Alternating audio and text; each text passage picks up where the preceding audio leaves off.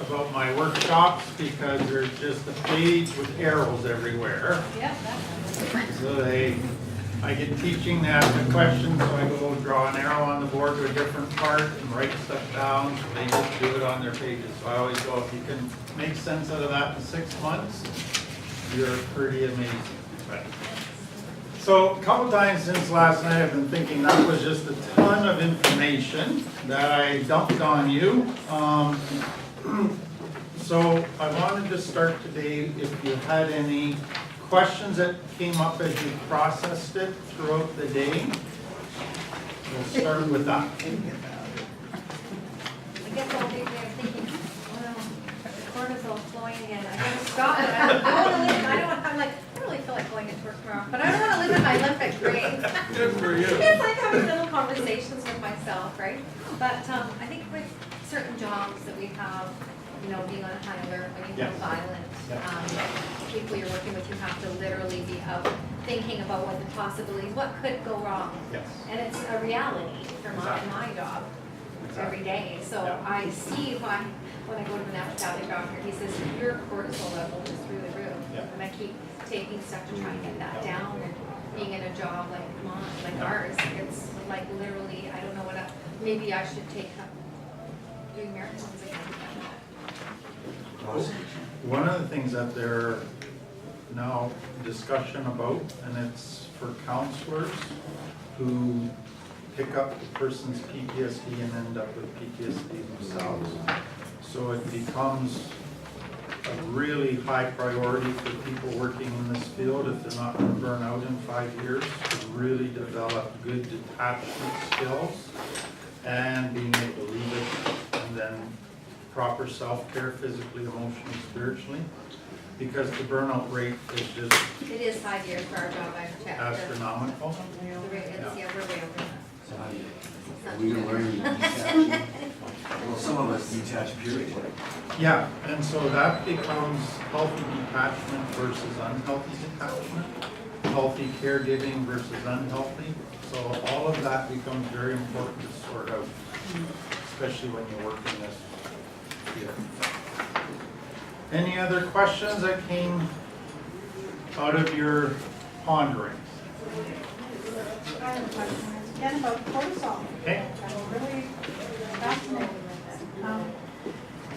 Cortisol, is there a way, like, I know somebody whose cortisol was like through the roof as well, but my understanding is they had such a fantastic life. They had a good, is there a reason cortisol levels can go through the roof other than like forms of trouble? Adrenaline junkies. Yeah. What you'll find with, again, I think it's a growing field of research, but most people with complex trauma end up with adrenal burnout or adrenal fatigue and thyroid issues because of all the extra weight on those circuits, those organs in the body, those glands. And so that's big. The one thing I would be interested with this person is a lot of good families on the surface have something very deep that's dysfunctional. Exactly. And so the child's learned how to put on a good face, but if you're ever able to get inside of that person, you'd find a lot of pain there. So that, to me, is one definite possibility. Because one of the things, so part of what you would do here at night shift is you're working with people that, for most of them, their complex trauma is very obvious and it's very severe. What you'll get in a treatment environment is a lot of people who are addicts who come out of what seem to be very good homes. And so they go, I don't understand why I'm an addict.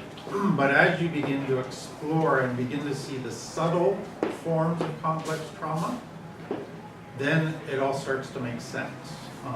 And that's where I think what we do with the 12 needs is important, because it really gets to some of that very subtle stuff, but very powerful stuff. So some of the things with complex trauma, it's those are your natural adrenaline junkies because it keeps the cortisol addiction going. So they're your extreme sports, your all of those kind of things. That's how they get their rush. They're addicted to that rush. What about like addicted to education? Yeah, you will get that as far as, so the people that go from complex trauma to dealing with it by becoming a perfectionist or a high achiever, so they didn't feel value growing up, so they got their value by achieving. And so they're driven to achieve because then that proves how important and valuable they are. So I call them human doers, not human beings. Because they don't know how to be, they only know how to do. And because of that, everybody looks at them, and in our Western society, they're successful by how we define success. But if you get inside of them, they're very unsuccessful. They're just compensating, overcompensating for how they really feel. Okay? Very good question. Any others? So this is a recorded part, is it? Yeah. Well, we can turn it off if you want. Thank you so much. It often helps people realize this growth thing, but understand complex trauma. So how I do it is, you have your parents here, and then you here as the child. And so what happened in how your parents parented you, there was abuse, neglect, abandonment, all the things that we talked about yesterday that produce complex trauma. And so then there's all criticism, all those different types of parenting things that create complex trauma. So what is helpful for people to realize is it's not just you, the child, is your brain is keeping track of how your parents are parenting you, okay? And so what happens then is when you now are older, okay, so you're now your own parent. So this is where the diagram gets crazy if you try to explain it to somebody later. So now we're just going to bring it here to you now as a parent. Okay, so you grew up with this kind of parenting, shame-based parenting, guilt-based parenting, all of this stuff that create complex trauma. So now you have your child over here. So if they spill the milk or if they lose something, you hopefully don't do what your parents did. You're nurturing, you're forgiving, you teach them all of that, okay? But then I go, what happens if you spilled the milk? This is now your internal parent. Negative. And guess what you do? You still parent yourself the same way. See that? And so what I tell people is, as long as you parent yourself today the same way your parents parented you, you'll never get healthy. Because it didn't work then, so why should it work now? It drove you to want to use and numb pain. And so part of recovery is you have to learn how to parent yourself in a nurturing, forgiving, loving way. And that's one of the hardest pieces of recovery. Because what happened here with the brain said this person is less than, not good enough, not lovable. So we need to either hide this person and put masks all around it and create kind of a half a person and get rid of all the undesirable qualities. But you can never let this child be seen. And so there's that part of you that you're embarrassed of, that got you into trouble, that people laughed at, and so you almost hate a part of you. And so it's easy to begin to parent yourself about the parts of you you like. The crunch is, will you parent the parts of you hated and learn to love and accept that part of you? And that, for many people, is really what it boils down to. It's really the crunch thing. Yeah, for me yesterday, a lot of this stuff triggered the processes that I've been going through. And what I've been dealing with today is not necessarily the intellectual stuff or the emotional stuff. And what I'm finding difficult is body memory Yes. that I Very much. have in response to this stuff. Yes, very good point. And so I'm just like, yeah. So let me But just, then that confuses me. okay. So let me just touch on that for a minute.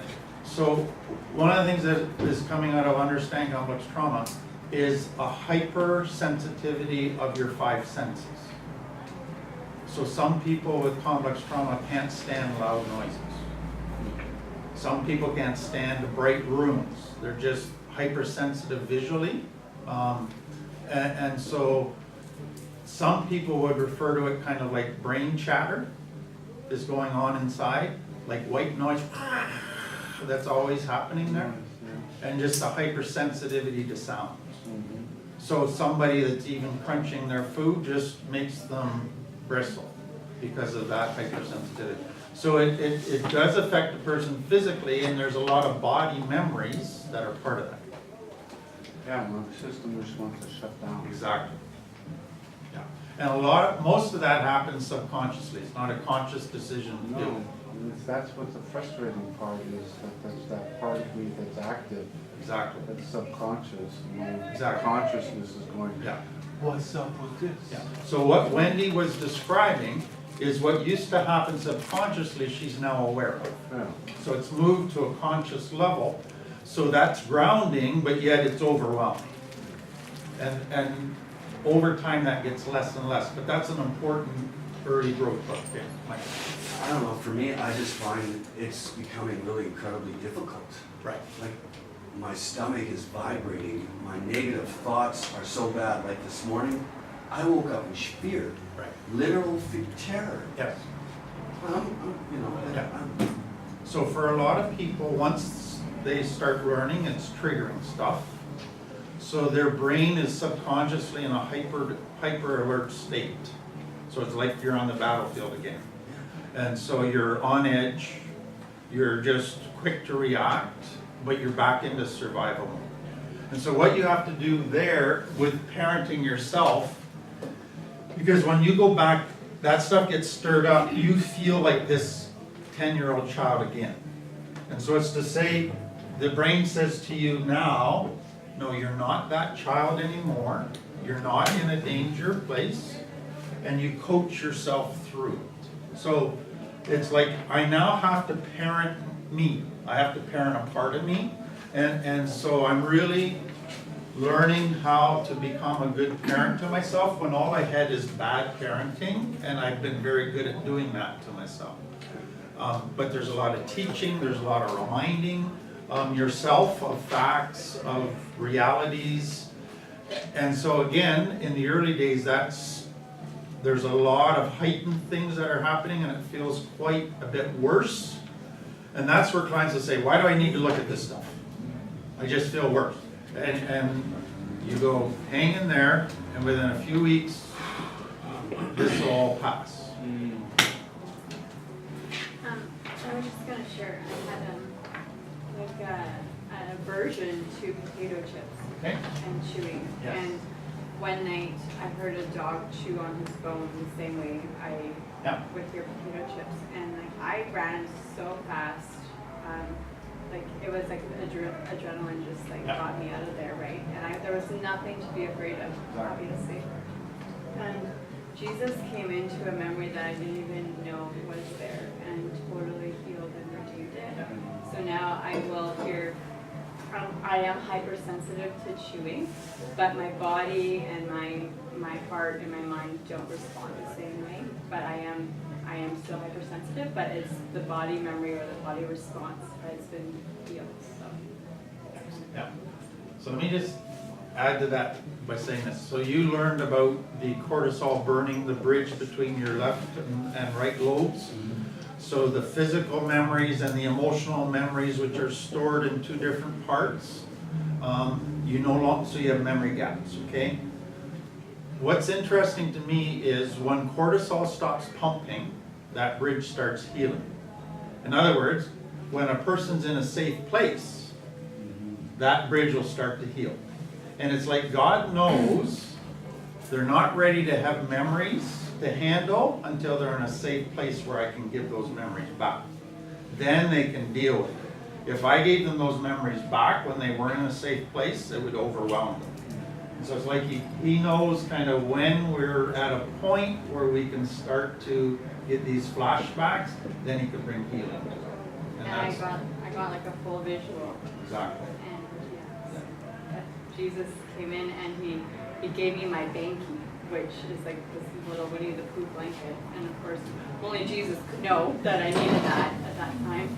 And yeah, so it's so redeeming. Yeah. So if I go back kind of to what you were sharing, Wendy,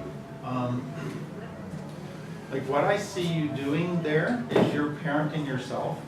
You're parenting one child who's in a different place. But what you get is you're parenting a person who's in an adult body, but they're still a child. And so you're parenting the same person, but in two different styles based on their maturity and their fears. Exactly. And so that's challenging because sometimes what those people say is treat me like an adult. And you go, well, yes, I want to, but there's part of you that still acts like a very immature child. And so it's tough to parent two people in the same body who are at very different levels of maturity. And so that's kind of the challenge when you're parenting children with complex trauma. Because if your daughter's triggered, all of a sudden she's curled up in the fetus position saying, Mommy, protect me and love me.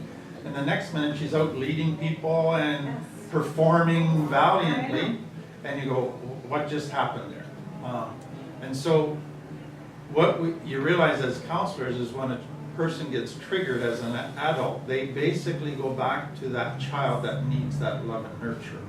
And we can provide some of it, but they at some point have to learn to provide that for themselves in their relationship with God, etc. But it's just the complexity. So when I teach complex trauma, especially phase 2, like I said yesterday, I know that clients are hearing it in light of their own childhoods and they're piecing stuff together, but then they're thinking about their children and all of the different scenarios that are part of that. Then they're thinking about their triggers today and how it affects stuff. So they're thinking on a whole bunch of levels at the same time. And they're absorbing this information on all those different levels. And so that's why when I taught last night, I go, by the time you guys process that at all those different levels, your head's going to be spinning. Especially when you throw in your own thing.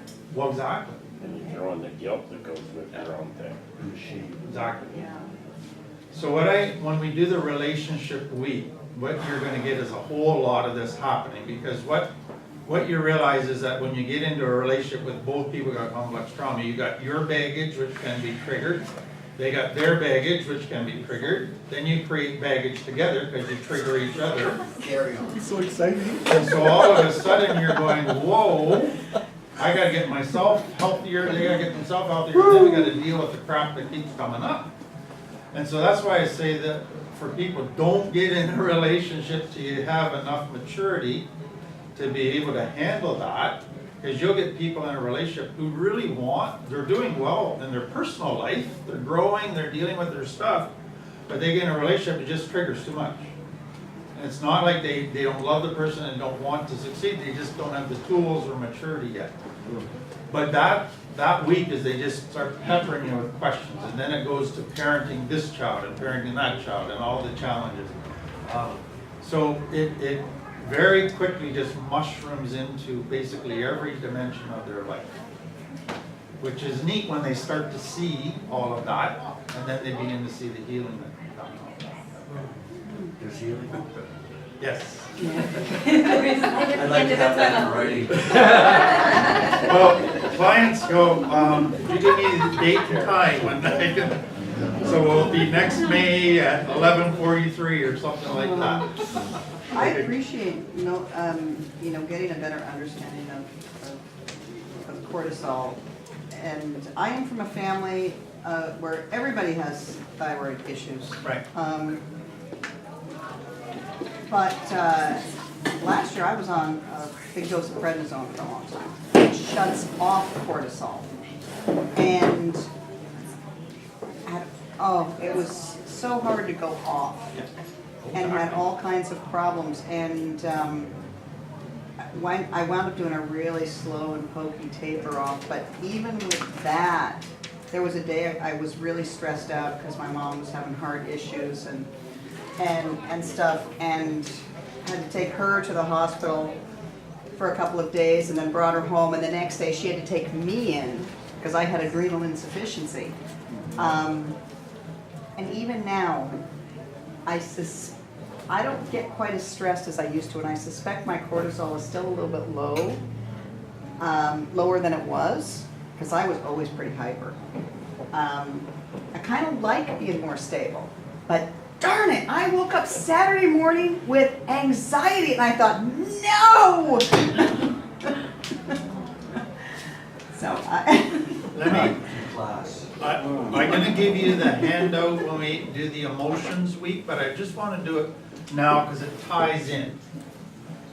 So we call this the emotional matrix. So here's the healthy side and this is the unhealthy. So in a healthy person, you give, love, serve. So there's output of a lot of energy, okay?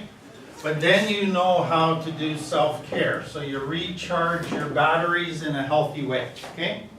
So that's the healthy give, rest, give, rest, give, rest. And you can do that for years and years. But complex trauma, you just push yourself and you don't stop till you burn out. Yeah. That's the only way you know how to rest, is push till you drop. And so what happens in recovery for people, if they don't learn how to do this, they push, push, push, they feel this coming and they say, I need a relapse to have a vacation. And so the relapse becomes their vacation from give, run, push, push, push. And so that's why it's such an important thing to teach people the healthy, because what many will do, especially if they're high achievers, is they'll get into recovery and people say, well, you volunteer here, well, you serve here, you need to be involved in service. And it validates them, and they get all the strokes, and they push, push, push, and then they relapse. We go, what happened? And it's because we didn't teach them how to learn the proper balance. How do you factor in some level of brain damage Very good question. or some level of mental health? So the whole field of brain injury is fascinating. So concussions, but also fetal alcohol syndrome, sniffing, car accidents, all of those different brain injuries. Because a lot of them, they will affect your cerebral cortex. And so that makes it so a person doesn't make good decisions and they do a lot of impulsive things. It's interesting that crystal meth does a lot of damage to your cerebral cortex, and it puts people into that very limbic impulse. And it's not because they don't want, it's not because they want to make bad decisions, they just don't have that control center to say, think about it. So when I work with clients who've had brain damage, that to me has to be factored in. So sadly for many, some of the brain damage will never heal. And so they have a limitation that they're just going to have to learn to live with, which is going to be very debilitating in many ways. And I think one of the frustrations as far as working with fetal alcohol spectrum disorder or with sniffers is there's only so much you can do. And it's really frustrating. But I've seen a guy that was in a coma for a month as a child. He was in a car accident, and he never got beyond a month or two clean time. Just because of the brain damage to the cerebral cortex, he just could not, if there was a temptation, he just went with it. So there's part of it that just is very sad. There's part of it where you really have to encourage them to have a very good support system, because they just can't survive very well on their own. So that's the one piece. The mental health piece, that's just like 90% of addicts have mental health issues, and it's just part of what we deal with. And so my approach with that is, if you're not getting help so that you're stabilizing, so your medication, your therapy, whatever, every mental health issue, if you don't take care of it, it will pull you back into the problem. So if you get depressed enough, you will pick up. If you get anxious enough and you're not dealing with it, you will pick up. So all of that is there. Schizophrenia is one of the tough ones to really help people with. It's interesting to me, I think there's starting to be some evidence around complex trauma and schizophrenia. So that's going to be interesting kind of what comes out of all of that. But yeah, it's just part of what we have to learn to deal with. So when I sit down with a client, I'm looking at what's their mental health, what's their complex trauma, what's their kind of their cultural background, their family background, and then I'm looking at brain injury through drugs, accidents, etc. Because if I don't have that full picture, then I'm in danger of misguiding. Go ahead, Brian. Does that lead to difference of intake for people coming in to react then? Yes, because one of the things that you have to realize is there's some people you can't help as far as really working through stuff. Part of why we designed phase 1 is that we just want to give everybody an opportunity. And so we wanted to plant some seeds. They may not stay clean for long, but at least there's some stuff happening and some learning and growing happening. So I'm for that, but what we have to be aware of is if we have somebody that begins to cause too much problems within the rest of the client and takes away from their safety or learning, then it's no longer a good fit. So you're alert to all of that kind of stuff. So if you've got some, sorry, go What ahead. about the spiritual part, like involvement in your cult? Yeah, that again is a reality. One of the things, it's very interesting to me. I get nervous when Christians want to find a demon behind every bush. But I've dealt with many clients, there's been no occult, nothing like that. But I've dealt with others that the deeper they've got into their addiction, they just open themselves up to darker and darker things. And so that is a reality. So it's not the first place I go to look for stuff, but I'm open to that it might end up being there, and we're going to have to deal with it. My approach with a lot of that is to really just explore kind of what their involvement has been, and then the lies that they believe because of that, and what is the truth. So a real Neil Anderson, truths versus lies. So in my 15 years in this field, I probably have encountered a half dozen that are really, there's something that has to be dealt with.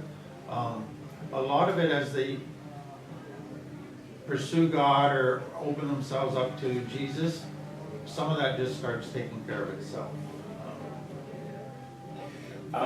Brain injury, obviously it's case to case and Yes. depending upon the trauma. and so Yes. forth. Say somebody has brain damage, they're in an accident or something like that. Is it possible over a 10 or 15 year period that they will slowly regain some of it? Or once that piece of the brain is dead, is it never coming back? It's a very good question. In some cases, other parts of the brain will compensate and then they'll relearn, but there's some that they'll not get back. So again, I think it's a case by case thing, but the brain's just this amazing thing. So they used to think that your brain kind of, as you got older, it just died out, and then when they began to understand brain plasticity and the brain just keeps been regenerating and growing and developing new circuits right up till the day you die, it all of a sudden opened up, hey, this brain is an amazing organ. That is this. So it may be possible that certain circuits are healed and repaired, but Yes. some circuits might Exactly. bypass it. Exactly. Can it also based on whether or not, like you said, how they got that brain injury. Because my brother, one of my brothers, he had an accident and he had a brain injury for many years. The first year he didn't know any of us. However, to now, in the past, I would say 10, 15 years, he's completely healed. So, God healed him. And it has no effects whatsoever. But he, for many years, he had, his head would sweat because of the pain. Right. He had massage therapists 5 times a day, that kind of thing. But now he's perfectly healed. So, Yeah, and to me, there's always, that. you gotta be open that God's gonna do a. But he never did drugs, so Yeah. that's totally. If I go back, I'll come to you in just a second. If I go back to what Ron was saying about body memory, when I teach the week on emotions, what I've learned over the years is that most people from complex trauma, they can only identify mad, sad, glad. That's basically the emotions they know. So if you ask them what they're feeling, they go, don't know, I'm just feeling something. So what I've learned to do is say, where in your body are you feeling it? And they'll go in my stomach, or in my chest, or in my throat. And then for that just gives them the first tool to begin identifying what they're feeling. And it shows up in their body in different parts. And so then from that, you usually can begin to put words to it for them so that they begin to develop a vocabulary for identifying, when I get that feeling in my throat, okay, that's anxiety or that's compassion. And then you put words to what that compassion feels like. So it's very much, you're really teaching them from scratch about an emotional world because they've been so cut off from that. No, I was just gonna add, so first of all, I think that's terrific what you said. I love that I just wanted to validate something because I love that you talked about the whole person and all of the different components of what they were going through. And I had the privilege to work beside some really incredible brain science that's going on right now in Surrey, downtown Surrey. And they're doing all sorts of, it's kind of an uncharted territory. They don't really know what the capabilities of the brain are, and so it's pretty incredible. And everybody's brain waves are like a fingerprint. Exactly. So they found, everybody's brain waves are completely unique. So it'll come to the point where you'll be able to, you'll get a baseline, you'll get a reading, get a baseline, and only then can you know when you come back to your normal, your baseline. So pretty incredible what they're doing. Exactly. They're putting something in somebody's, they can agitate a nerve in the back of your throat, and that bypasses a lot of things, and it actually is restoring Yes, some I've brain seen that. energy. Yeah. It's pretty incredible. Yeah. So just one caution on that. So again, addicts are always looking for a magic pill. Right. So there are things that where you sit in a chair all wired up and they realign your brain circuits. And I've worked with somebody that's done that and they immediately just feel the change. But I said to them, if you don't deal with your complex trauma, that change won't last. Exactly. And exactly within a couple months, they were right back to where they were. So it's important to be able to validate kind of modern research and what it's showing, but to help people understand that's great, but you still got to deal with the other stuff. What's this dealing with this stuff? Can't you just shove it down? Yeah. Talk to a gardener. So you're just like a typical client. Why do we got to do this stuff? And how did that work? You mentioned brain damage with Kristen Matthews. Yes. Does the brain heal when you stop? Right now, they're from the latest, so I went to seminars by, he's head of crystal meth research out of UCLA. Dr. Come to me later. Fascinating. But what they figure is within 2 years, the brain from crystal meth will heal 95 to 98%. Really? So it's not 100%. There is some permanent damage, but it's amazing the amount of healing. But what I'm seeing now with the the meth that's out there today, it's changing stuff. So like I have clients now that they're super paranoid on meth, but for a year afterwards, clean, they're still paranoid. They're still getting these very full of paranoia days all of a sudden where they're just twitching and shutting the blinds. And so there's some long lasting stuff that I think we're just beginning to understand from what's cut with nowadays. It's pretty scary. Crystal meth is not. Oh, it's just, Simple stuff there. The crystal meth, I was thinking might be what's triggering the paranoia, that, what's it called, that we talked about before. psychosis? Yeah, like, Oh, yeah, because yeah. I'm privy to this watching Yeah. somebody. So, yeah, crystal meth is all about psychosis and paranoia. Yeah, but they changed, they would see things, do you Oh, see that? exactly. And we're like, no. Exactly. Yeah. So it takes a very almost schizoaffective type That's what I of was thing. thinking. And I've heard too that it can trigger, like especially if there is a family history of it. Yes. And the same is true with pot. So all the research saying that people, heavy pot users, if there's a kind of a tendency towards schizophrenia, it can create schizophrenia. It's pretty interesting, the brain after the pot use. Pretty scary looking. Good question. It's kind of a bunny trail. That's all right, we're all on the bunny trail. A friend growing up who ended up at a mental institution because of the crystal meth use. And so he was just diagnosed schizophrenic. Yeah. And Bipolar, yeah. would never come out of this. So if treatment is given for somebody in that state, even after they stop the drug use, will that actually inhibit them to actually see healing, potentially? I mean, I know it's not a dry Yeah. question. To me, the two toughest mental health issues to get good medication balance with is bipolar and schizophrenia. It's just so difficult for them. And with that, I'm including any type of psychosis type of thing, because I've had clients who are just so drugged up and dopey, they can't function in life, and it's sad, but if they're not on the medication, then they go into crazy places. Sometimes the antipsychotics can make you kind of psychotic. Well, yeah, and that's, yeah, that's a totally different topic. What about people in dementia? Because we're getting more and more seniors up at Sums. You probably saw some today, but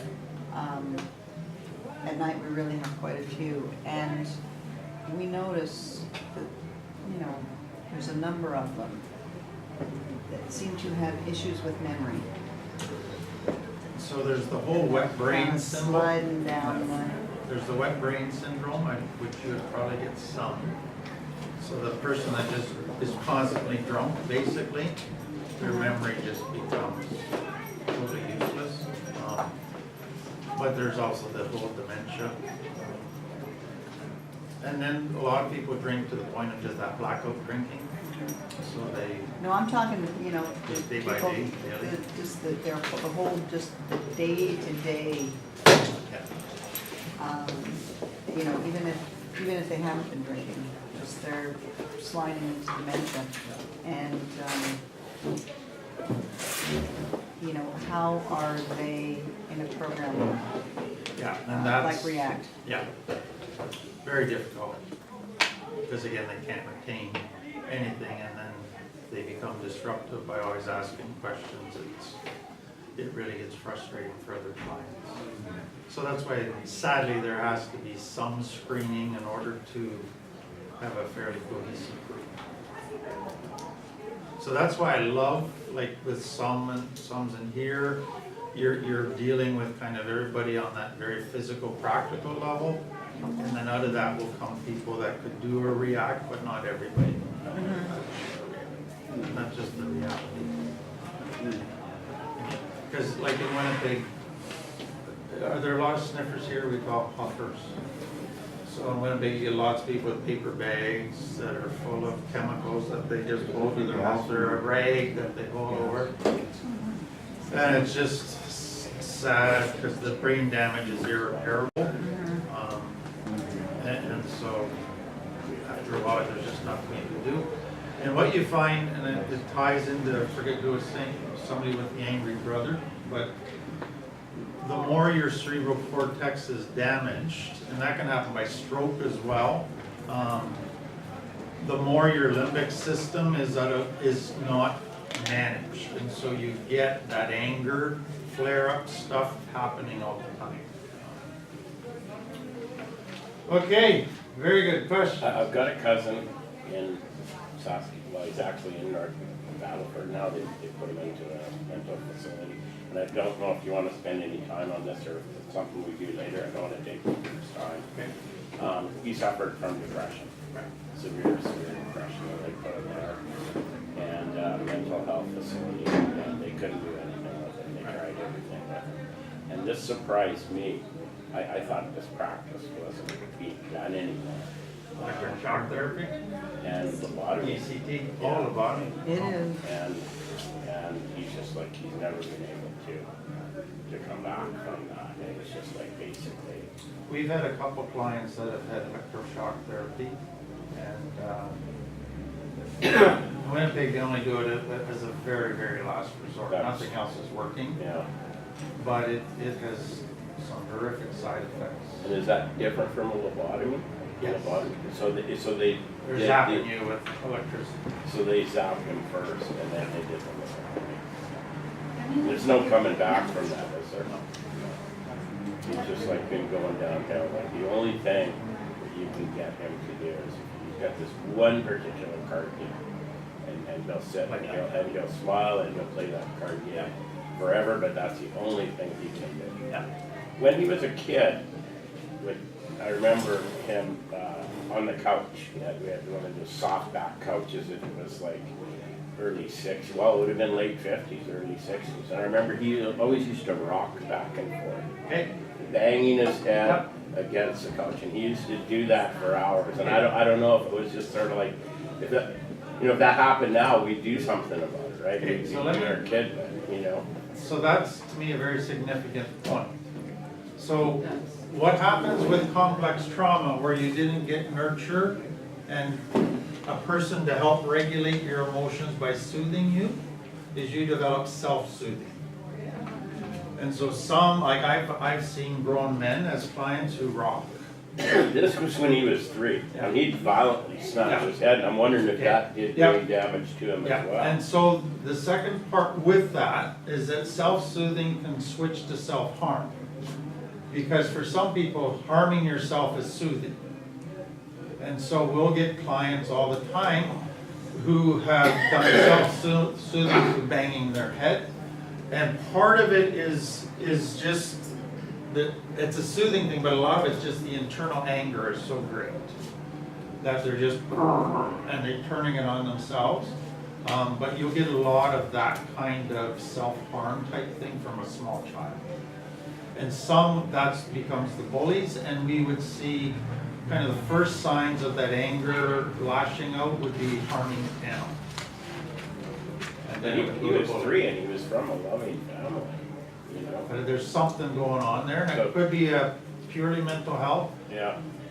Like again, what you saw the last couple of weeks is the more sensitive a child, the less it takes for them to feel in danger and to feel hurt and rejected and all of that.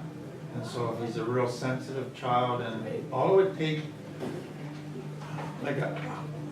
I work with clients all the time who grew up in a home where everybody just yelled at each other. That's how they communicated. But they were a sensitive child, and so they're constantly traumatized because everybody's yelling all the time, and it just feels like anger to them, and they don't know how to deal with that. So that kind of scenario can happen too, and then this very sensitive child is sinking deeper and deeper into themselves, trying to stay safe and rocking themselves and all of that, just because this is a very dangerous family. But he had no danger, And then he was, and he was fine until he was like about 30. Just like you wouldn't tell anything wrong about him. He's a quiet guy, but never anything that you'd even have a clue. And then he just sort of like snapped, and then it's just been down. So if you just go to the world of soldiers coming back, with PTSD. So there's a delayed PTSD. So they come back, they function, looks like normal. Yeah. And then something triggers something, and then they just lose it, like 10 years later. It just takes one trigger, and everything goes downhill. And I think the same can happen to a degree within complex trauma. That they can do fairly well, but then there's a triggering event in adult life, and it just, they got pushed over the top, and now it's fight, flight, freeze, full bore. Yeah, one other kid was autistic, so that's gonna be Yeah. a question over, right? Yeah. So then a really quick question about autism. Woohoo! We were told when my son was diagnosed at 4 that that was a genetic thing. And looking, of course, my husband's, ex-husband's family, there is certainly, well, yes, I can see that brother and that brother, I can see that. And yet, when we were doing the lost child, remember, that's David. That's so handy. Yeah. Yeah. And I've just read a little bit of the research that's happening. And it's not to say everybody with autism comes from trauma, but there are some cases that they're now saying there's a trauma component. Well, it makes sense, because if it's complex trauma for 3, there's going to be complex. Exactly. And some of it can be what we talked about yesterday, within the womb. Yeah. Oh, So it's fascinating to me that they're now making connections between complex trauma and cancer, complex trauma and diabetes. So you take all of your major immune system, autoimmune disorders, health problems, the complex trauma. Okay, let me put it to you this way. They're finding that complex trauma changes parts of our DNA. It changes us genetically. It's huge. So again, that's very early in the research, but it makes a lot of things make sense when you get to a lot of the illnesses and stuff. So we just went to break with questions, that was good. So we can keep going all night like this, but let's take a quick break. That's the best, that's when you just stand up there, you don't. I want to give time for more questions if you have it, but I just wanted to come back to the cortisol topic because it's such an important piece of complex trauma. What is, I think, your friend might be going through with the cortisol stuff. After a person has complex trauma, they don't need trauma again to release cortisol, they just need stress. So any stress releases some cortisol. The reality with stress is something bad might happen if I don't do this right. So there's always the danger of failure, there's always the danger of something bad happening, of getting hurt. And so stress it taxes our central nervous system, and if a person's got complex trauma, cortisol is released because now I'm feeling this might get too much. And so for people with complex trauma, stress is one of the most dangerous, tricky things for them to figure out and navigate, because it can send you back into that cortisol without even realizing it.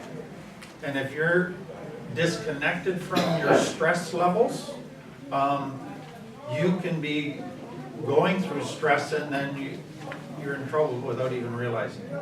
Did all of you do that stress test that Britt gave? Did you total your totals? Anybody remember what your total was? 500? Just kidding. Just last week. Just last week. So there, with the cortisol, it can be continuous release too, like continually, and have it be triggered, no way to like stop it. Exactly. And that's where stress can actually start that continuous release. Yeah, you can get triggered. Yeah. And it's like within PTSD, you gotta go through a certain amount of time before that runs its course. Exactly. Sometimes it doesn't. Exactly. It just goes and goes, and it could last 4 or 6. Yep. A long time. Yep. My score was 220. 220. Anybody else? I got 296. 296. Can't remember.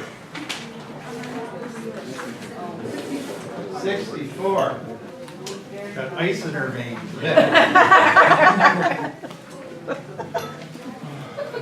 Okay. Take a guess if you had a room full of complex trauma clients, what their average score would be. Way high. 400?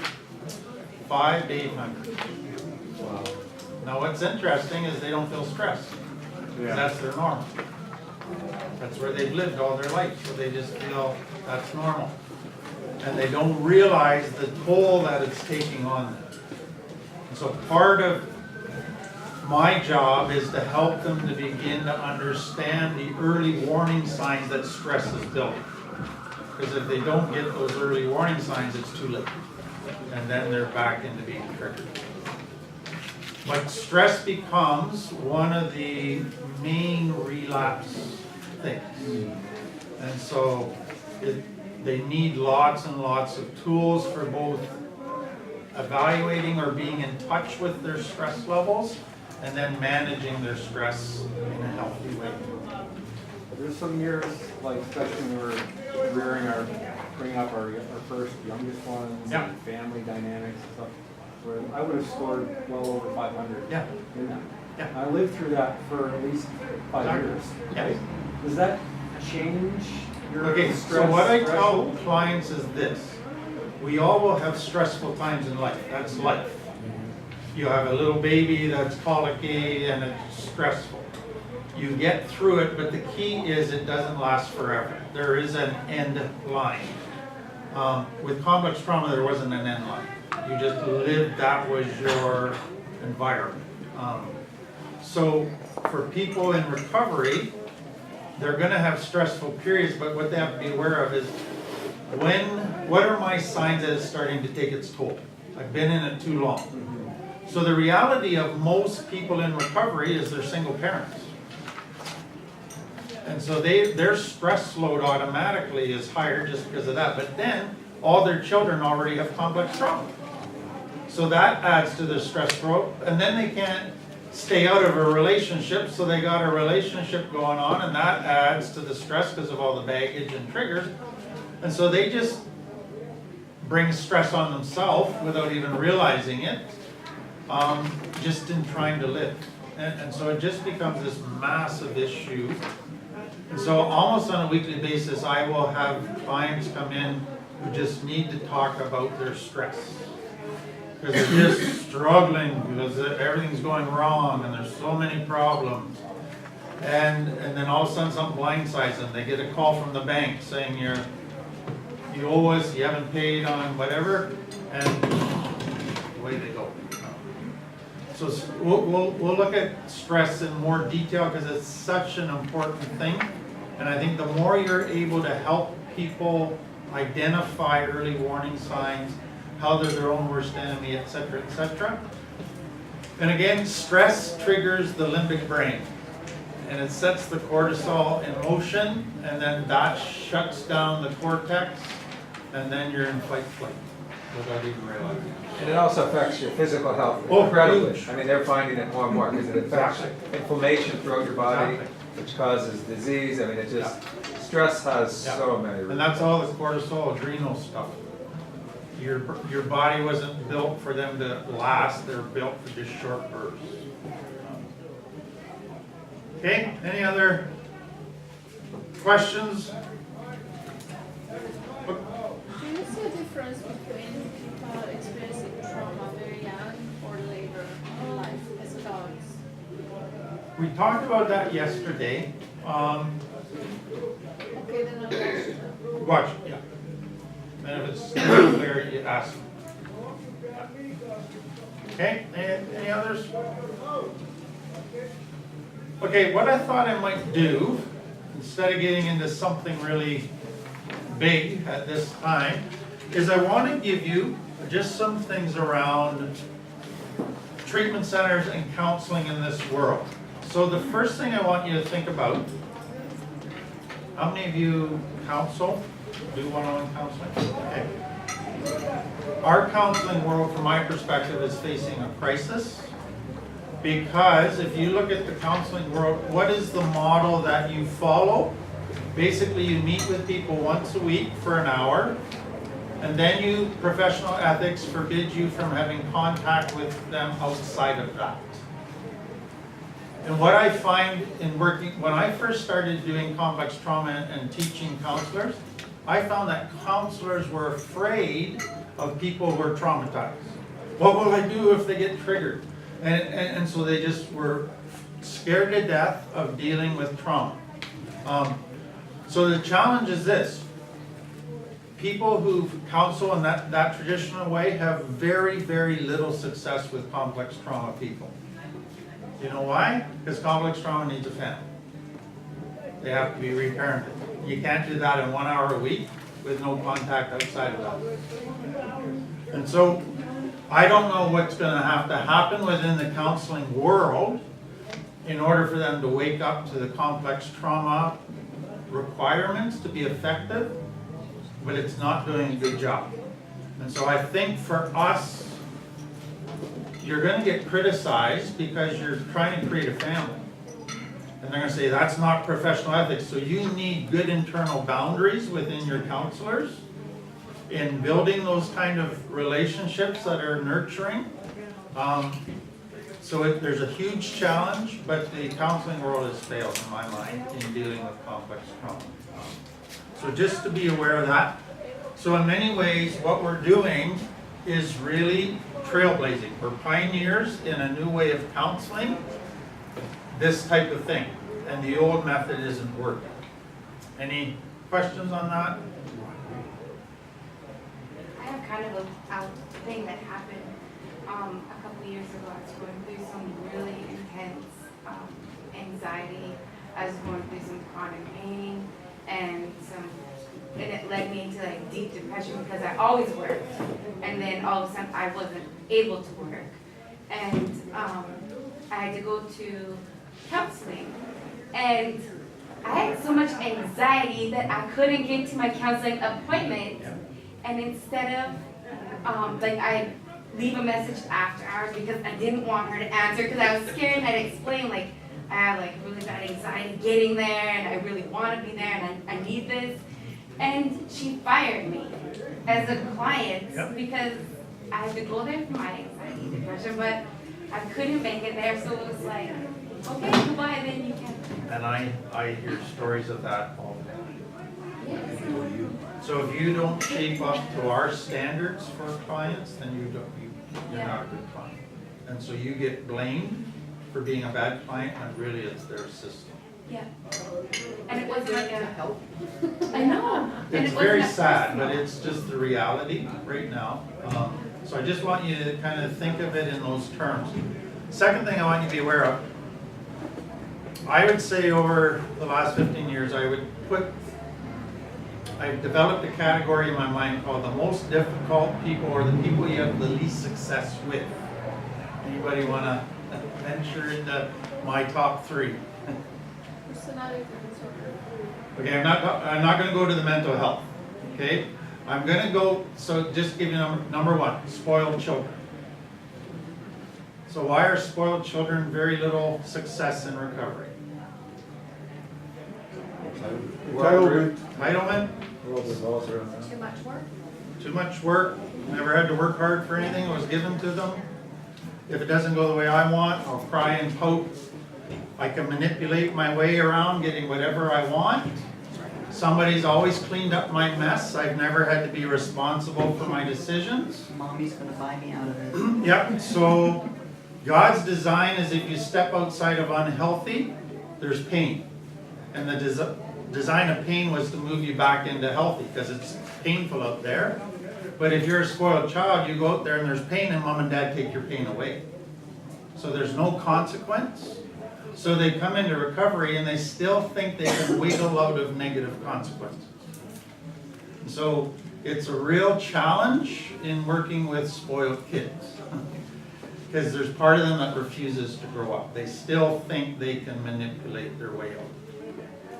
Does that all make sense to you? And that doesn't mean you have a hate on for them, it's just you have to have firm boundaries and you're not gonna let them manipulate them. And you're hoping someday they'll have to experience the consequences and that their parents won't keep interfering. And that becomes a huge challenge when you have codependent parents with their kids. Ooh, I never thought about that one.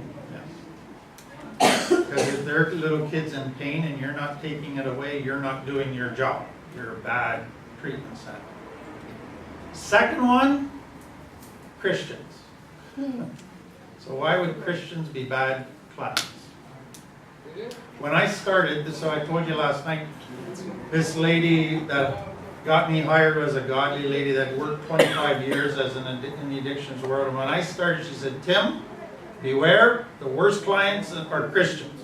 And I scratched my head until I ran into a few. Anybody got an idea? Because God's gonna heal me and I don't have to do the work. Exactly. So Christians typically believe I don't have to work as hard as those other people. I've got a little extra free ride here. And that's very frustrating. So something that I've found, some of the most damaged people I know hide behind Christianity. Do you understand what I'm saying with that?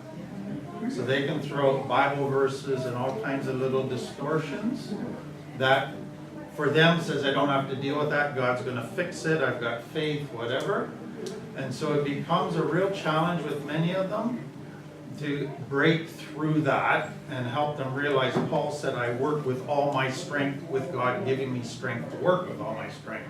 So I say it's 100% God, but it's 100% me too. And if I don't do the 100% me, it ain't going to happen.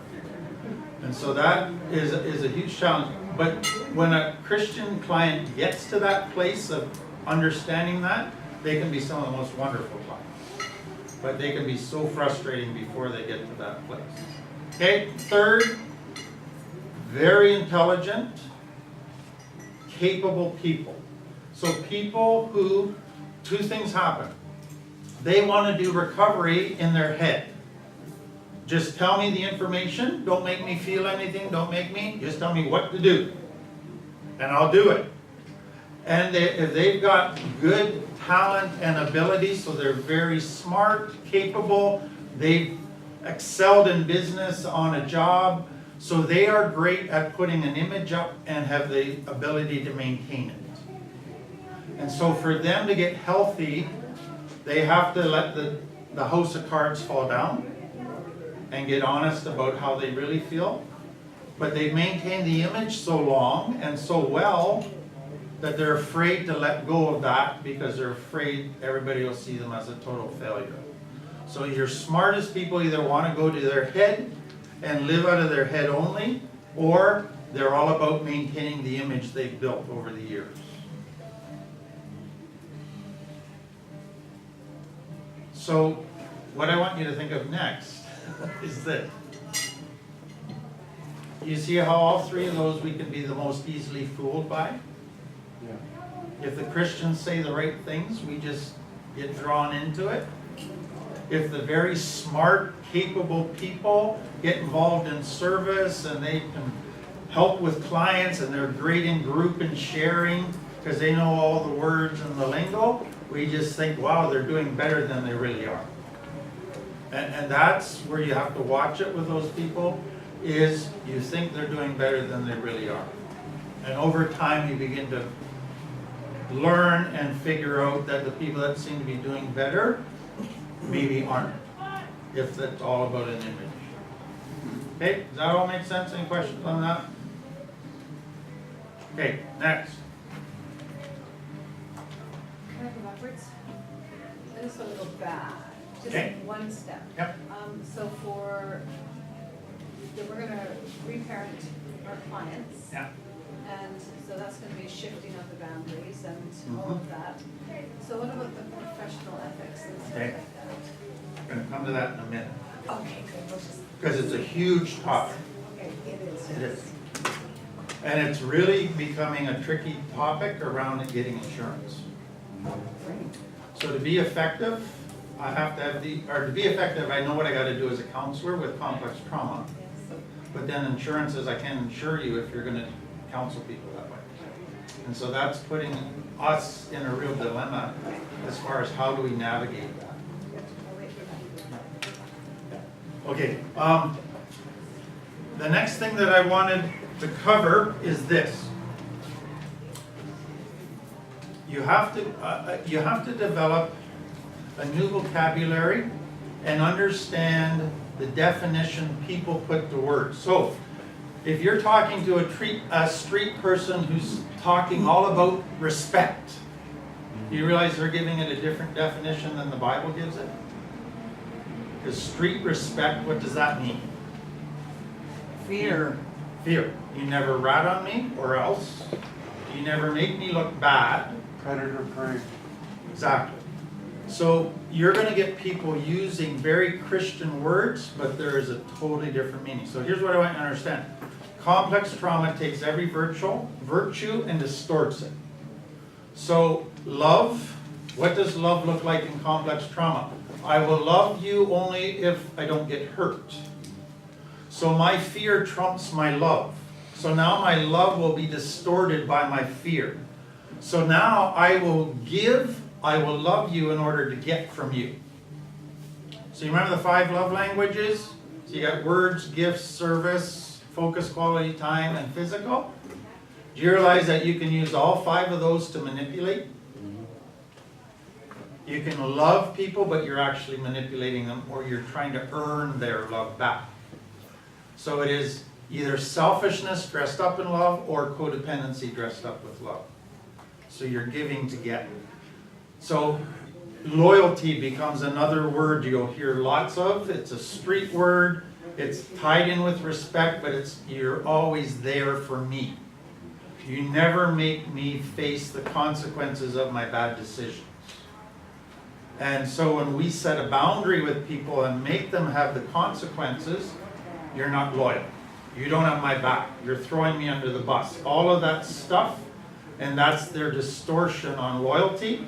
Or you will get people who feel guilty for setting a boundary with their family. Because that's saying, I'm not loyal to my family. That's the worst sin in the world, is turning my back on my family. You always got to be there for your family, which is really nothing more than enabling. So be very aware of the different definitions that will be used. They'll use the same words as us, but they will have a different meaning to those words. Well, how do you love the sex of them? From a sex offender. Any questions around that? Any other words that jump to your mind that I didn't cover, that you know of different definitions? Okay, let me give you one that is really important. What is it? For you to tell them. What is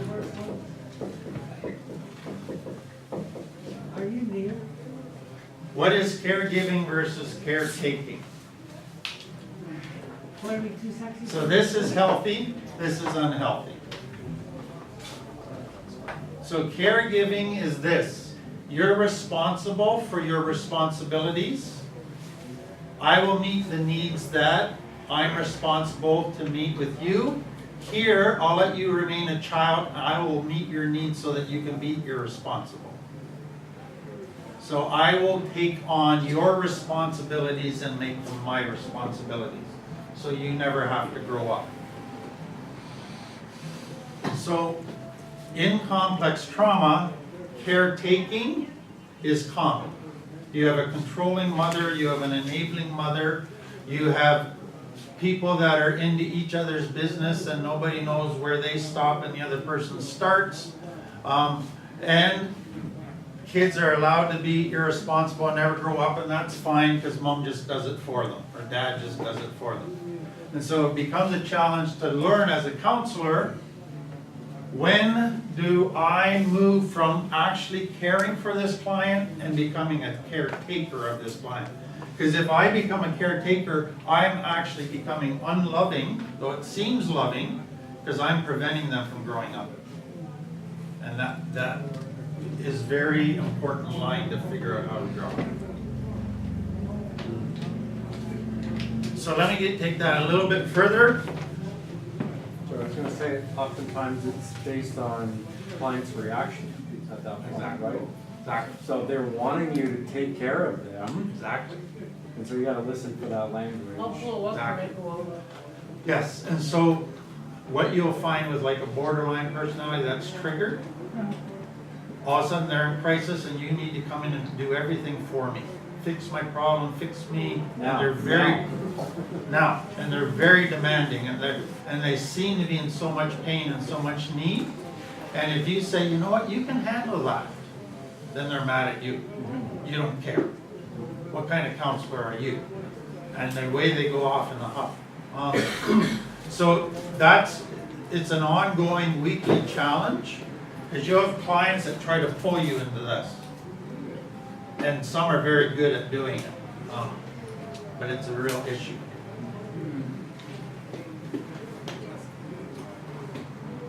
So one of the things we talked about yesterday is the abandonment issue, okay? So what happens to a child growing up is, I do it this way with clients. So if you look at control and responsibility,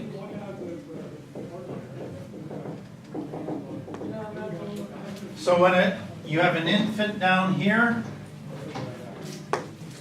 and an adult here, and then parents. So when the child is an infant, they have 0% responsibility, 0% control. Parents have 100% responsibility, 100% control. By the time they get to be 20, parents hopefully will have 0 control, 0 responsibility, and the child has become 100% responsible. That make sense to you? So parenting is taking a child that is totally dependent on you to not being totally independent and able to go off on their own. So you're switching, shifting the responsibility control as they grow. That's part of maturing, okay? But if you work with an addict and you are wanting them to grow up, and so you say, I'm going to push you out a little bit and give you more responsibility, that feels like rejection. That feels like you're abandoning me. And so they will get really upset by that, and they will try to cling even tighter and draw you into a caretaking, because growing up is scary. And so again, it's a challenge as a counselor to know when to push and when to let them come close. And I don't know that we ever get it 100% right. You're always in process of learning, but it's definitely a very important part of what we do, and it's perceived usually the wrong way by the clients. So it doesn't mean we become cold fish and hard-nosed and unfeeling, but there's a time we have to be that way when they refuse to grow up. I love so do you remember in Deuteronomy where God talks about the eagle and the baby eagle and the pinions under them? So it's the story of the baby eagle, and I love it because it illustrates complex trauma growth in a beautiful way. So eagles' nests are usually very, very high, and that's because eagles don't naturally know how to fly. So the only way they fly is if mom pushes them out of the nest. And then they're flopping, and then the wind catches their wings and they learn how to fly. But I'm pretty sure in those first few feet they think their mom's the cruelest, meanest person in the whole world who doesn't love them at all. And then after they learn to fly, they go, thank you. So that's our challenge, is to know when to push them out of the nest. Okay? One other thing I just wanted you to be aware of. And I think a lot of you have already thought this through. I think if you grew up in church, you have a Christian vocabulary. And you don't understand, or I didn't understand, how people who didn't grow up in church perceive that vocabulary. So let me give you 2 examples. We often will talk about our sin nature, because that's in the Bible. If you say that to a client, they either think it in terms of you're judging me in a very negative way, but if I was to say to them, you have a dark side, they go, yeah, I got a dark side. No, just solve that. That's your sin nature. And so find the words that get past their natural resistance is what I'm talking about. And so that is one that I have found is very, very important. The other one is just using the word sin. So for a person that doesn't grow up in church and they've just been exposed a little bit to church, what's the baggage or connotations that come with the word sin? Guilt, shame, judgment, condemnation. It's all negative. You know what the word sin actually means? You stepped outside of the boundaries. You missed the mark. You've moved into unhealthy. So unhealthy is the Bible's definition of sin. And so I take away all of the negative connotations that have developed around the word sin, and it's terrible.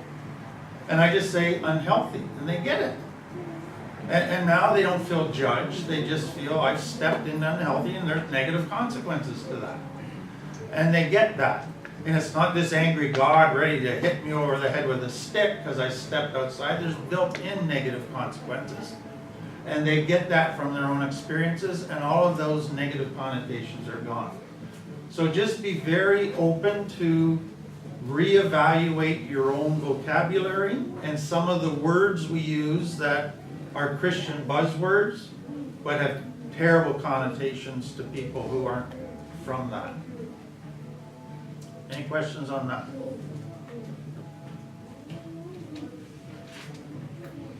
Okay.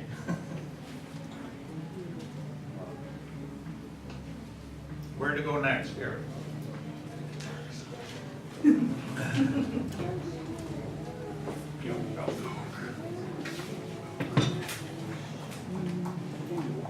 One of the things that I just wanted to cover are 2 things from yesterday around the brain.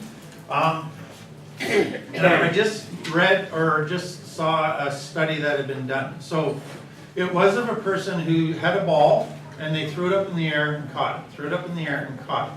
So the idea was same action, same result. Same action, same result, repeated, repeated. And then they did this, and they kept their fists closed, and it looked like, and what they saw is when you have a repeated action with the same result, the brain, if it starts to see the beginning of that action, predicts the outcome.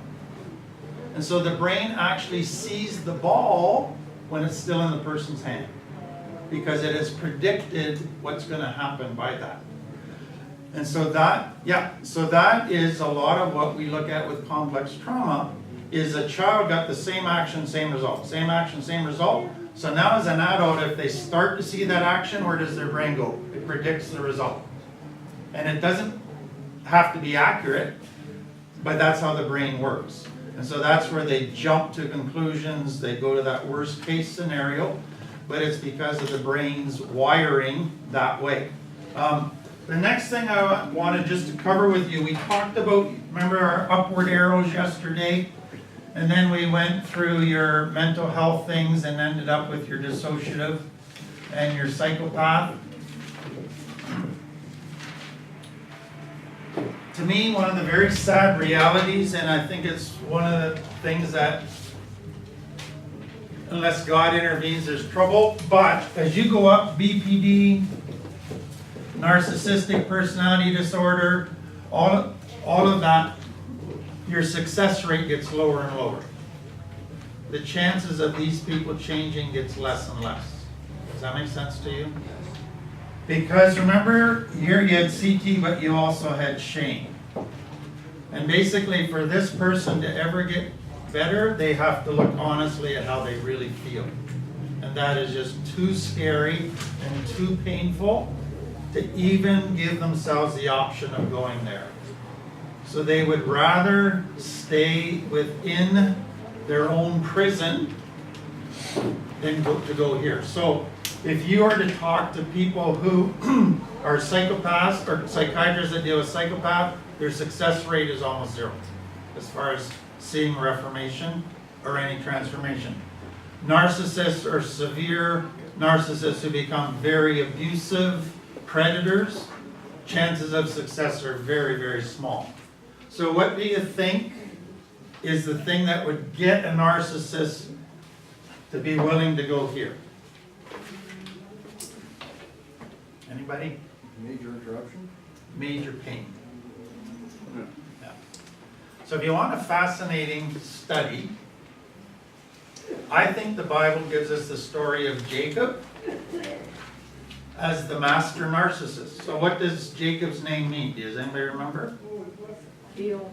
Someone who grabs the heel. So he grabbed his twin brother Esau's heel, so they called him Jacob.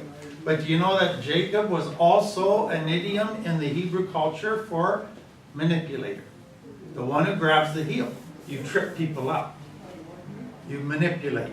And so what every scene that is given of Jacob's life, he's manipulating somebody. So he manipulates Esau out of the birthright. He then manipulates Esau out of the blessing.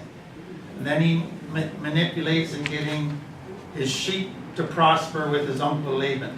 So it's always one scheme after another. There's this extreme manipulator who's a master at it, and there's never been a corner he hasn't been able to get out of. Guess what God had to do? He had to. So he had to leave home because Esau was going to kill him.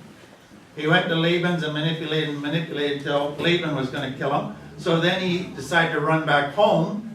Problem was he had to cross Esau's territory. And so what did he do, if you remember? He said, I can manipulate my way out of this.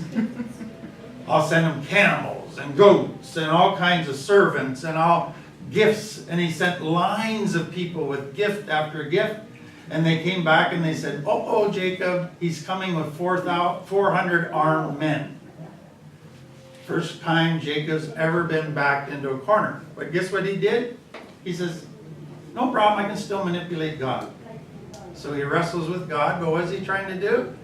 Saying, God, get me out of this mess. God, get me out of this mess. And God has to break his hip. Okay, so you remember all that? So he had to get backed into a corner where he couldn't manipulate, and then and only then did he finally surrender to God. And that, to me, is such a beautiful story for the people we deal with that have learned to survive by manipulation or hustling. Once they get backed into that corner, then they manipulate God or try to, and it's not till they fully surrender. But just to give you one other piece of that story, do you remember what God asked Jacob when he was wrestling him? He said, what is your name? So there's two things I want you to think about that. What was his name? Manipulator. So he's saying, Jacob, let's get honest about what you've become. Get honest about who you are, because you're not going to ever get better till you get honest. But the second thing was, when was the last time Jacob heard the phrase, what is your name?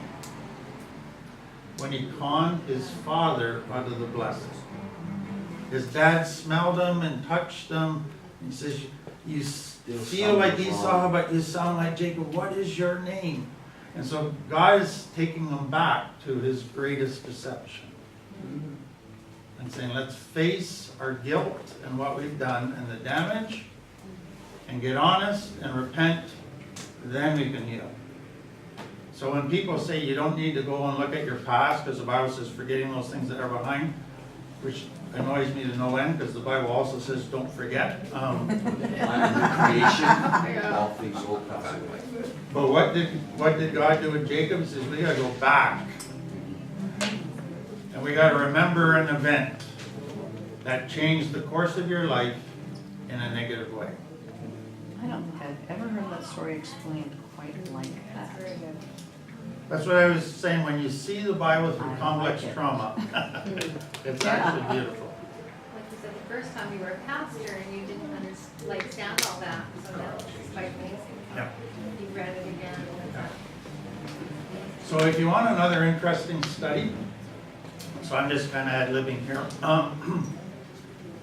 So Israel in Egypt under slavery, complex trauma. generations of complex trauma. Read the wilderness account of Moses leading the people to the promised land, the 40 years, and you will see all 60 characteristics of complex trauma. They didn't trust, they had authority issues, they negative, focused on negative, went to worst case scenario, we're all gonna die, we want to go back, slavery's better than this, because they didn't want to trust. And so you begin to look at that and you go, wow, we just have this beautiful thing that provides a perfect illustration of complex trauma. So let me give you a couple of things quickly around that, and then we'll call it a night.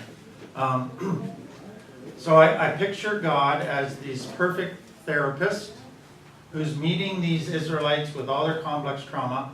So the first thing he did, he had to show his power. So he did the 10 plagues. And if you look at the 10 plagues, each one attacked a god of Egypt. So they had a frog god, they had the Nile was a god, the sun was a god. So God was showing he was superior to all the Egyptian gods. So he was showing his character, his power, his greatness. So they needed to see that. And that's huge for a lot of people. So let me just give you, back up and say this. When I deal with clients, they come to step 3, are you familiar with step 3 in the 12-step program? We made a decision to turn our will and our life over to the care of God. That's trust. So I ask people, how well have you done your step 3? And they go, oh, I can't trust God. I says, you won't trust somebody unless you believe they love you perfectly, they know everything about you, and they have perfect wisdom, and they can pull off whatever they say they're going to do. That's the only person you can truly trust. So they get that, and they see the need for God. So what God did with Israel is he revealed himself and said, I'm trustworthy. I can defeat every god. So did Kim or Britt tell you the story of the kid jumping off the roof? You didn't know the story? Okay, so complex trauma. Later. Kid's on the roof, dad says, jump off, I'll catch you. Doesn't catch them. Mom says, get back up on the roof, jump, I'll catch you. Doesn't catch them. That goes on for years. So after a while, they reach a conclusion, same action, same consequence, never trust anybody. You always get hurt. So now you got Jesus standing there saying, I'm trustworthy, come and jump. You're tricking me here, not going to jump. And so God said, it's one thing to believe in your head and trust me intellectually. It's another thing to trust me with your life. So what does he do? He takes them out to the Red Sea, and then Pharaoh chases them. Now, did you ever notice that God could have opened the Red Sea when they first saw a little bit of clouds of dust in the future? He waited till the 11th hour. And what was going on there? They're going, Moses, you're mean. You brought us out here to kill us. They did all the complex trauma thing of lashing out in anger and distrust and making it everybody else's fault and not seeing their own trust. And God understood this. You'll never trust me unless I force you to. And you'll never trust me unless you're in circumstances you have no other option unless me coming out of it. So you learn trust by being forced to trust. And that's the sad reality of complex trauma. And so God is this wise therapist who says, I've showed you my greatness, you got intellectual belief. Now I want to create soul belief where you trust your whole life to me. But I got to put you in situations where you have no other option. So the beauty of that story is they had the Red Sea beside them. One side. On the other side they had a desert. And on the other side they had the army. And on the other side there was more desert. So they had no escape route. So they could not get out of it. And so it was, okay, God, unless you do something, we're screwed. And then God provided at the last minute and said, see, I'm there for you. So then you follow that through. And he could have given them manna to last a whole year, but he did it daily. Because it's easy for every addict and complex trauma person, I'll trust God when I'm in crisis. As soon as the crisis is past, I don't need God anymore. Or another way to say, God is nothing more than my Maytag repairman. If I don't got a problem, you just take a nap. And God says, no, I want a relationship where you're in fellowship with me and trusting me every day. So I'm going to create circumstances where you need me every day. So I'm only going to give you food on a day-by-day basis. So you learn to trust me in an ongoing way. So what I do with clients then is this. There's a difference between choosing to trust and having confident trust. So in the early days, that child can say, Jesus showed his power, so I choose to jump off the roof, but I'm full of fear because everybody else has let me down, but I'm going to choose to trust even though I don't feel confident trust. But you do that enough times and then you develop a confident trust, and now you gladly jump off the roof because you know he's reliable. And so that becomes the whole basis of developing trust. Okay, want me to keep going? Sure. Okay, this is going to get theologically technical.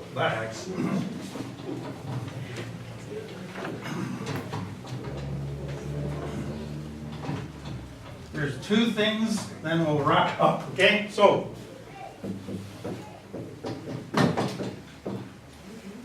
what's Isaiah 40:31? They that wait upon the Lord shall renew their strength. Okay, they shall mount up with wings as eagles, run, walk. Okay, so from a Western perspective, we read that this is the greatest demonstration of God's power. This is the least, and it builds. Okay? And so what people in recovery want is they want to have a relationship with God that makes them flying constantly like an eagle. You want to know what it is in Hebrew? This is the least common, and it is the least demonstration of God's power. This is the greatest and the most common. So what God is saying is, yeah, you'll fly like an eagle once in a while. I'll give you a big power show, and it'll be amazing. But this is your daily thing. And it takes more power from me to give you the strength to walk faithfully day after day after day. And that becomes the challenge for us with helping people realize that Christianity is not going to give you this constant eagle flight. It's going to give you a constant walk. Make sense? Yeah. Okay, one other thing.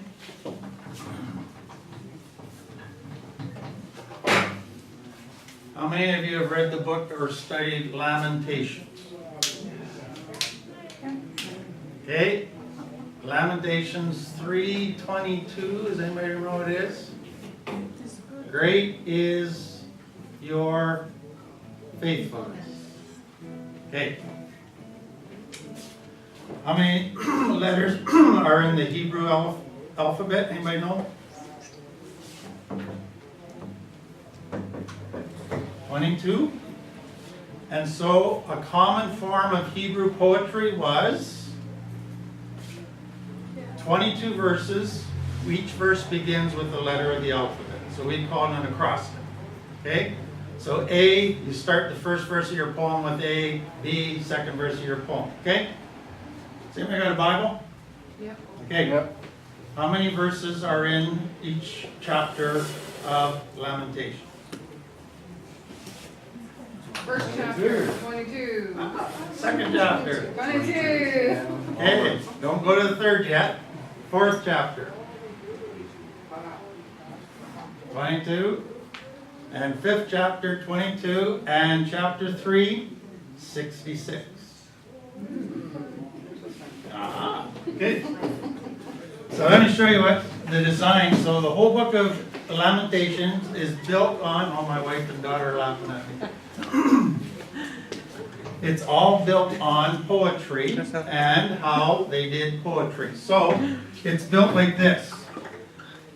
Chapter 1, 22, chapter 2, 22, chapter 3, 22, 22, 22, chapter 4, 22, chapter 5, 22. So the whole point of the book is to lead to this. And guess what chapter 3 verse 22 is? Great is your faithfulness. So, here's what you have to see. Chapter 1, 2, 3, all of this, God seems unfaithful. People are dying in the street. Mothers are eating their babies. We are being surrounded by the enemy, and there's nothing but disaster. Where are you, God? Where are you, God? You seem so unfaithful. Building, building, building. And then he gets to chapter 3, and he starts going, maybe God is faithful because he said if we walk away from them, there'll be consequences. So all of this stuff is actually a faithful God giving us consequences. God is faithful. So the whole thing is designed to say God is trustworthy even when life is falling apart. And it seems like he's not. And so what I find fascinating is every client I deal with, one of their major issues with God is, where was God when I got abused? Why wasn't he there for me? And so coming to understand God's faithfulness is a huge part of their healing, if they're willing to go there. So there, you got your theological lesson for that.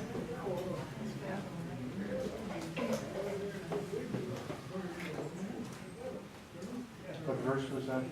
Lamentations 3:22.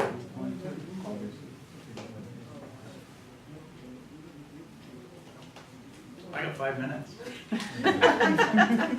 Let's go. Now you warmed up? Come on, Okay. good fun. Theological term, the providence of God. What does that mean? Providence of God. It's not in the Bible. It's just a human assignment. So it's the dilemma of this. If God is the king of the world, but he's still given humans free will, how does that work? And so what I do with clients is say, if God wanted everybody to love him, but he made us so we had to love him, that love would not mean anything. That would be robotic love. Love was only meaningful when a person chooses to love you when they have other options. So love has to take place within an environment where there's opportunities to not love. Then and only then is love meaningful. So God, in order to have a truly loving relationship, had to create us with free will. But that means then God has to take his hands off of a lot of things. So a person can abuse their child. He's not going to interfere. So he's not going to give us free will to do right, but take away free will when we might do bad. And so every person in complex trauma lives with that dilemma. Where was God when all this bad stuff was happening? And so it comes to that human will dilemma. And so what the Bible does, and it's an amazing thing that we cannot understand with our brains, is that somehow thousands and millions of humans' decisions are made, but somehow God can bring good out of it. And so he gives the story of Joseph and the story of Esther as the two main stories to show millions of decisions being made by humans that were designed to destroy, tear down, mess up, and then God somehow brought good out. So Joseph, very quickly, tragedy number 1 in his life. So God gave him these dreams, you're going to become great, people will bow down to you, and he believed God had a great destiny for him, and then tragedy number 1. Brothers took him in the pit. Brothers took him in the pit and he was traded to a slavery. So where's his dreams now? He's slaves, he's stripped bare, and then he gets a job with Potiphar and it starts to look up, and then tragedy 2. So every person in complex trauma will have a heightened sensitivity to injustice because life hasn't been fair for them. Joseph lived in great injustice. He was in prison without a trial for a rape he never committed. And in our society today, that is a hot button for people. And so he's in prison, and where are you, God? What about my dreams? And he gets the the Baker and the. cupbearer. So what did the baker and cupbearer do in that culture? They tested Pharaoh's drink for poison and his food for poison. So the baker and the cupbearer were the two most trusted people in Pharaoh's life. So he chose them to be his food testers. So, I love you so much, take a bullet for me kind of thing. So what it seems is there's an assassination attempt, and so Pharaoh knows it's either the baker or the cupbearer. That's my only two options. That's why I got poisoned food. So they're both put in prison, and they have the dreams, and Joseph says, one of you is guilty and going to die, the other one's going to be restored. And then he says, remember me to Pharaoh. And what did they do? They promptly forgot for 2 years. Tragedy number 3.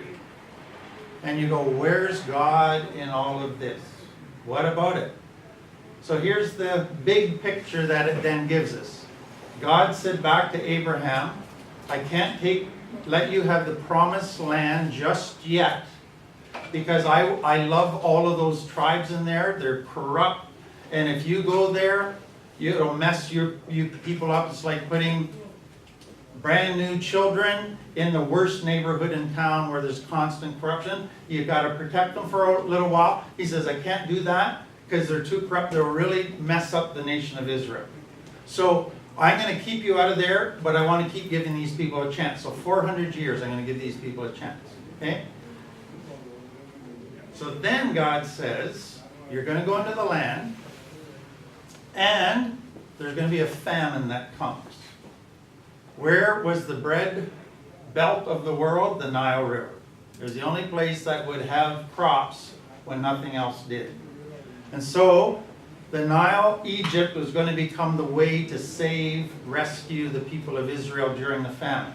Problem is, all the people in Israel so far are shepherds. The Egyptians hate shepherds.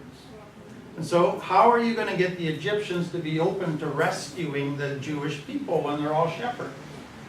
Well, you got to get a Jew down into Egypt. You got to get him so he trains under Potiphar, who is the king's bodyguard, under the cupbearer and the baker, so they understand the government, and give them administrative jobs so they develop administratively.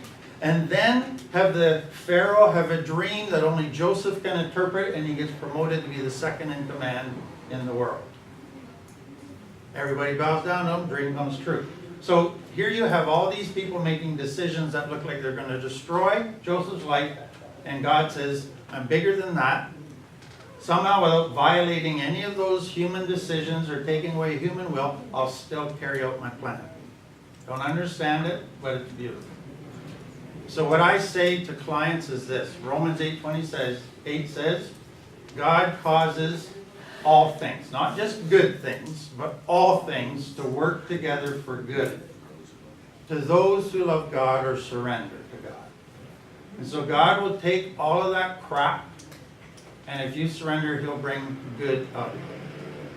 And that's the hope that we can offer that becomes the basis of building a trust in God and a hope for our future. So there you go. You have 5 sermons for free. Awesome. I've never read the Bible described to you. How about Esther? Great. Esther is fascinating, but Do you have grandkids yet? Because just surrogate ones. That's Lots of surrogate ones.